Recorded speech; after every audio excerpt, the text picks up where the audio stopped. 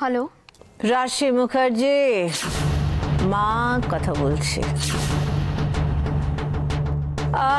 কেন ফোন করলাম জানো? কাল সকালে তুমি একটা বিউটিফুল গিফট পাবে। অনেকদিন তো তোমাকে একটা ভালো গিফট আমি দিইনি। অনেক গিফট পাওনা আছে তোমার।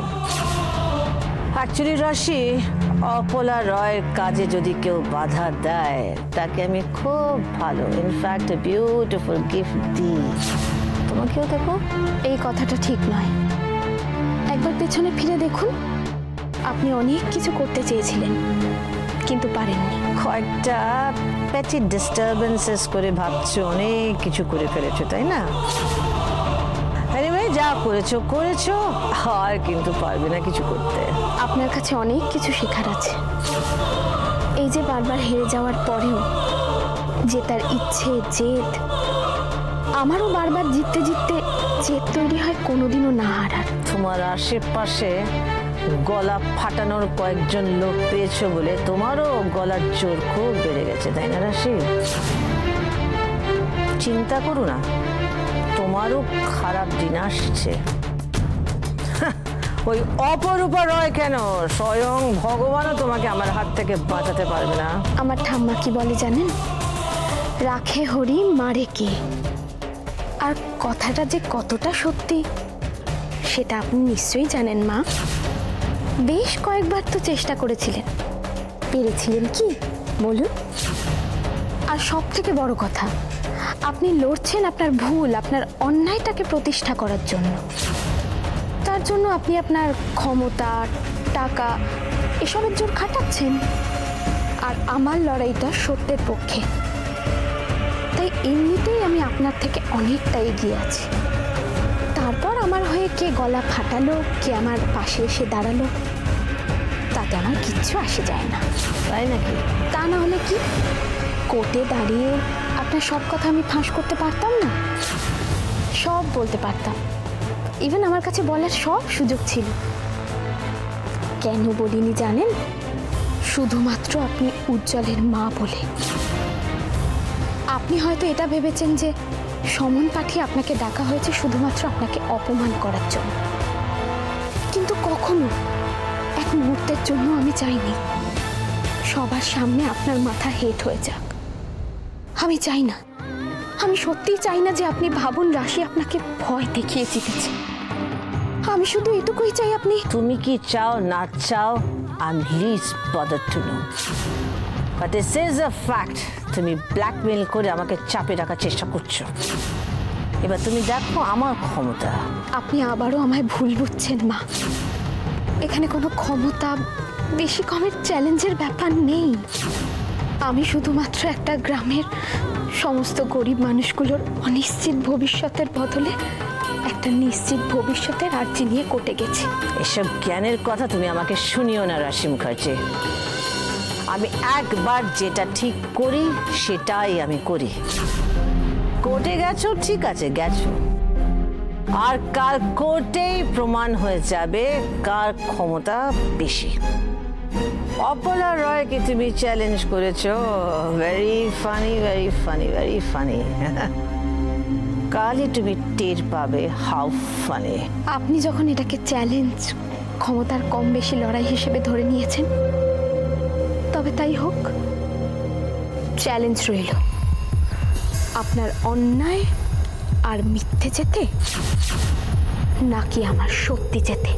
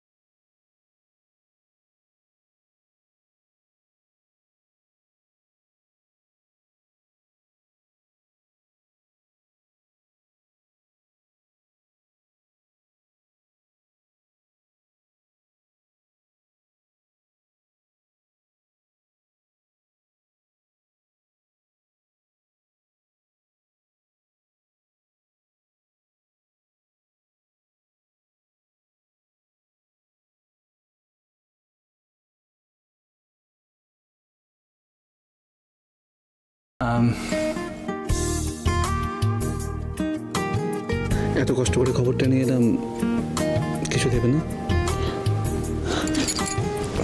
ছাড়ো তো।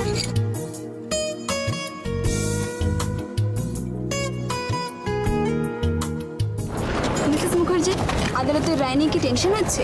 কি মনে হচ্ছে আদালত কি আপনার পক্ষে রায় দেবে? দেখুন, আমি শুধু একটাই কথা জানি, যথা ধর্ম তথা জয়।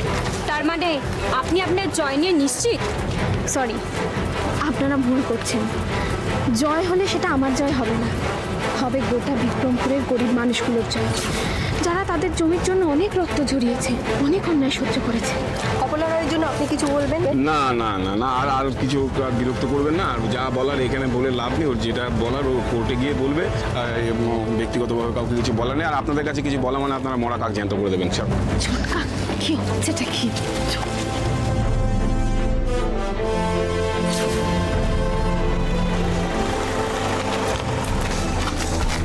মিসেস রায়, রাশি মুখার্জি বলছে তাদের জয় এক প্রকার নিশ্চিত, কোর্ট নাকি সত্যের পক্ষেই রায় দেবে। আপনি কি মনে করছেন? পাগলের কথা, পাগলের কথা অত সিরিয়াসলি নিতে নেই। তার মানে আপনি মনে করছেন আদালত আপনার পক্ষেই রায় দেবে? আদালত কি রায় দেবে সেটা তো আমি বলতে পারছি না, কিন্তু এখন এই মুহূর্তে আমি এটা নিশ্চিতভাবে বলতে পারছি, বিক্রমপুরে ওয়াইন ফ্যাক্টরি হবে। এতটা জোর দিয়ে বলছেন, তার কি কোনো বিশেষ কারণ আছে? আছে, অফকোর্স আছে। বিক্রমপুরের মানুষের উন্নতি হবে, ওরা উন্নয়ন চায়, এলাকাটা আরো অগ্রগতি হোক এটা চায়। কিন্তু ওখানকার মানুষেরাই তো আপনার এগেনস্টে কথা বলছেন। শুনুন, একটা ভালো কাজ করতে গেলে, উন্নতি করতে গেলে তো এই ধরনের বাধা তো আসবেই, এসব নেগেটিভ কথাগুলো তো বলবে। কিন্তু তার জন্য তো আমরা আর হাত গুটিয়ে বসে থাকতে পারি না, আমাদের তো কাজ করতে হবে। বাস, নাও দিস ইজ এনাফ। এবার যা কথা, কোর্ট সেশন শেষ হওয়ার পরে। ওকে, থ্যাংক ইউ সো মাচ।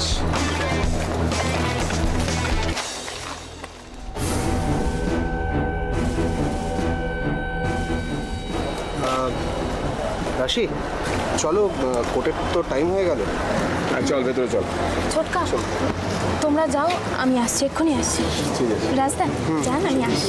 ওকে।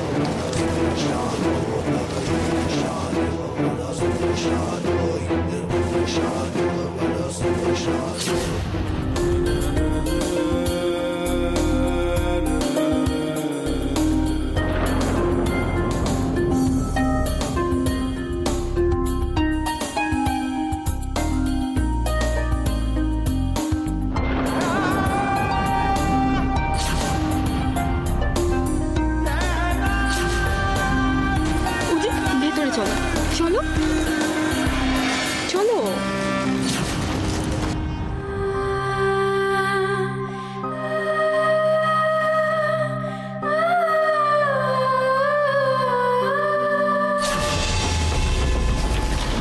বেশ কনফিডেন্ট লাগছে তোমাকে।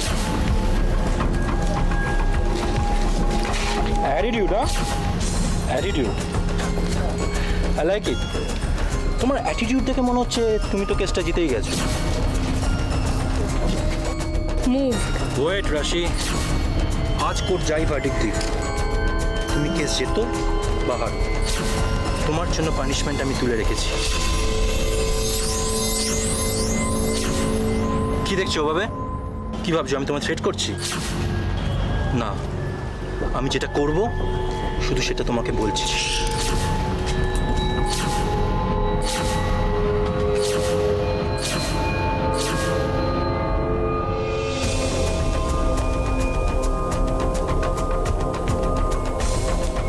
একবার শুধু তোমাকে হাতের মুঠোয় পাই, তারপর দেখাচ্ছি ভিকি ওবরায় কি চিজ।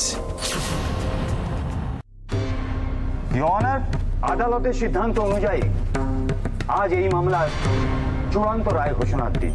আমি সেই রায় ঘোষণার আগে আরো একবার মিস্টার উজ্জ্বল রায়কে কিছু জিজ্ঞাসা করতে চাই। Permission granted.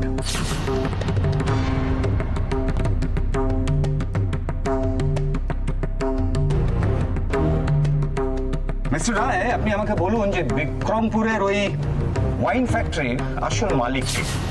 ফ্যাক্টরিটা আমার নামে। কিন্তু আমি যেদিন প্রথম আপনাকে এই নিয়ে প্রশ্ন করছিলাম, সেদিন আপনি বলেছিলেন ওই ফ্যাক্টরির মালিক হচ্ছেন আপনার মা মিসেস অপলা রায় এবং শিল্পপতি অর্ধেন্দু চৌধুরী, ওনাদের জয়েন্ট ভেঞ্চার এটা। হ্যাঁ, কারণ উদ্যোগটা ওনাদের, কাগজে কলমে ফ্যাক্টরিটা আমার নামে। আই সি, তার মানে আপনি ফ্যাক্টরিটার মালিক। পয়েন্ট টু বি নোটেড বিরল। আর আপনি যখন মালিক তখন ওই কারখানার সমস্ত দায় দায়িত্ব কিন্তু আপনার। অবজেকশন।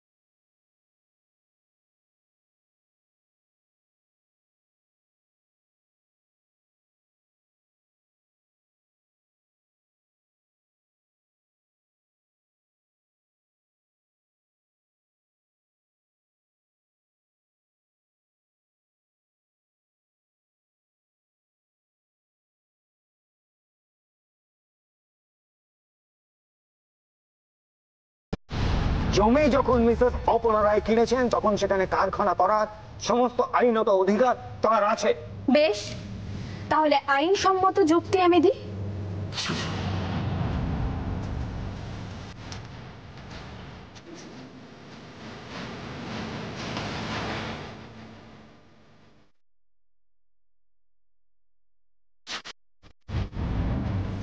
মিলন, এগুলো সব চাষিদের জমির দলিল। আসলে মিস্টার ভাদুরীর প্রবলেম হচ্ছে উনি নিজে চোখে কিছু না দেখে শুধুমাত্র অনুমানের উপর ভিত্তি করেই এতগুলো কথা বলছে। সত্যি কথাটা অনেকেই জানেন না। মিসেস অপলা রায় যেসব চাষিদের কাছ থেকে জমি কিনেছে তারা প্রত্যেকে ভাগ চাষি। তাদের আদতে জমি কেনা বা বেচার কোনো অধিকার নেই। তাই যদি হয় তাহলে গ্রামের চাষিরা চাষের জমি নিয়ে দাঙ্গা করে কোন অধিকারে? কি হলো মিসেস মুখার্জি, বলার মতো কিছু ভেবে পাচ্ছেন না বুঝি? মিস্টার ভাদুরী হয়তো ভুলে যাচ্ছেন কারখানার জায়গায় হসপিটাল করবেন বলে কথা দিয়েছিলেন মিসেস অপলা রায়। আর এইসব যখন হবেই না তাহলে মিসেস অপলা রায় আমাদের মিথ্যে প্রতিশ্রুতি কেন দিয়েছিলেন? একটা ভুল হচ্ছে, সেদিন যারা ওখানে উপস্থিত ছিলেন, যারা টিভিতে ঘটনাটা দেখেছেন তাদের মধ্যে আমিও আছি। কেউ বুকে হাত রেখে বলতে পারবেন যে মিসেস অপলা রায় নিজের মুখে এই প্রতিশ্রুতি দিয়েছেন? দেননি। উনি এই ব্যাপারে একটাও কথা বলেননি। ওনার মুখে সমস্ত কথা, সমস্ত প্রতিশ্রুতি বসিয়েছিলেন এই রাশি মুখার্জি। হ্যাঁ, বলেননি ঠিকই, কিন্তু আমার কথার কোনো প্রতিবাদও তো উনি করেননি। মিলন, কোনো চূড়ান্ত সিদ্ধান্ত নেওয়ার আগে আমার শ্রদ্ধেয় মিস্টার ভাদুরীকে আমি কিছু বলতে চাই। মিস্টার ভাদুরী একটু আগে বারবার বলেছেন বিক্রমপুরের কারখানার আসল মালিক হলেন মিসেস অপলা রায়ের ছেলে মিস্টার উজ্জ্বল রায়। কিন্তু প্রশ্ন এখানে, বিক্রমপুরের কারখানার উদ্বোধনের দিন মিস্টার উজ্জ্বল রায় কেন মঞ্চে উপস্থিত ছিলেন না? উনি নিজে মুখেই স্বীকার করেছিলেন বিক্রমপুরের কারখানাটা ওনার স্বপ্ন ছিল। তাহলে সেই স্বপ্ন পূরণের দিন, কারখানার উদ্বোধনের দিন আপনি জাননি কেন? অবজেকশন মিলন। আপনি বলুন, আপনি সেদিন কেন জাননি? আদালত আপনার কাছ থেকে সত্যিটা জানতে চায় উজ্জ্বল বাবু। বলে দিন মিস্টার রয়, বলে দিন। যে মা আপনার জন্য সবকিছু করতে পারে সেই মা আপনার জন্য কারখানার উদ্বোধনও করতে পারে। আর আপনার ওখানে যাওয়া না যাওয়ায় কিচ্ছু যায় আসে না।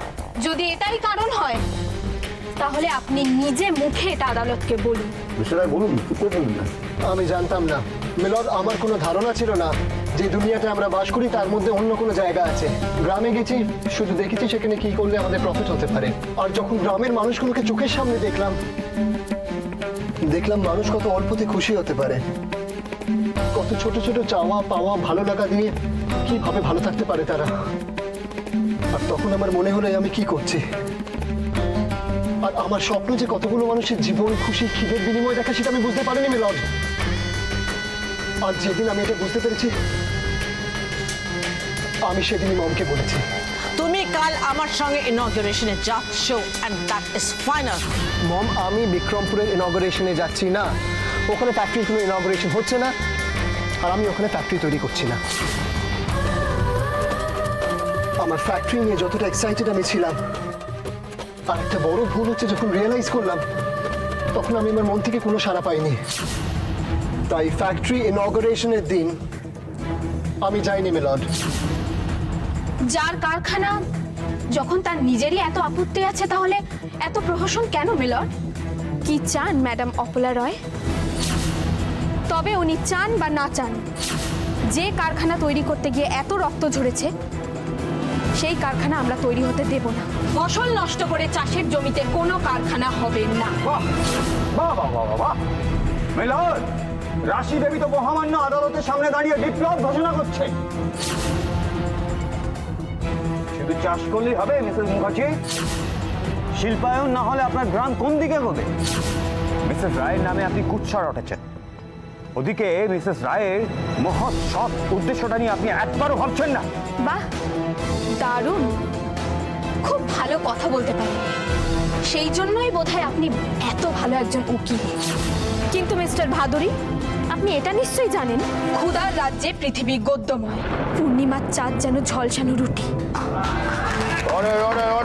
চাইলেই রাতারাতি একটা কারখানা করে মানুষের উন্নতি করা যায় না। উন্নয়ন একটা দীর্ঘমেয়াদী প্রক্রিয়া মিলর্ড। আর যে দেশ এখনো দারিদ্র অশিক্ষার অন্ধকারে ডুবে রয়েছে, সেখানে শিল্পায়নের নামে এরকম প্রহসন কেন মিলর্ড? আগে খাওয়া, পড়া, শিক্ষা, স্বাস্থ্য, তারপর শিল্পায়ন। আমার এই কথাগুলোর মানে এই নয় মিলর্ড আমি শিল্পায়নের বিরোধী। আমরাও শিল্প চাই, আমরাও চাই কয়েকটা এগোতে, কিন্তু সেটা একটা মদের কারখানার উপর ভিত্তি করে কখনোই নয়। মিলন, আমার মম মিসেস অপলা রয়, আমি কথা দিচ্ছি যে বিক্রমপুরে কোনো মদের ফ্যাক্টরি হবে না। ওখানে প্রতিশ্রুতি মতন আমার বাবা স্বর্গীয় বিমল রায়ের নামে হাসপাতাল তৈরি করা হবে।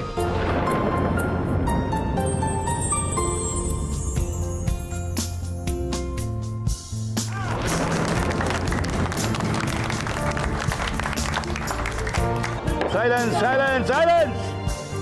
উত্তেজিত হবেন না, সবাই বসুন। সমস্ত সাক্ষ্য প্রমাণ ইত্যাদি শুনে মিস্টার উজ্জ্বল রায়ের বয়ান অনুসারে এবং মিসেস রাশি মুখার্জির কথা শুনে আদালত এই সিদ্ধান্ত দিচ্ছে যে রয় অ্যান্ড রয় কোম্পানি যে মদের কারখানা তৈরি করছিল, সেই জমিতে তারা মদের কারখানা করতে পারবে না।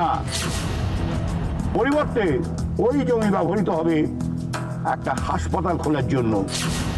এছাড়া বিক্রমপুরে কোনো চাষের জমি চাষ ব্যতীত অন্য কোনো কাজে ব্যবহার করা যাবে না, যদি না ভূমি এবং ভূমি সংস্কার দপ্তর সেই জমির চরিত্র পরিবর্তন করে। Unless the Land and Land Reforms Department changes the character of the land, agricultural land cannot be utilized for any other purpose.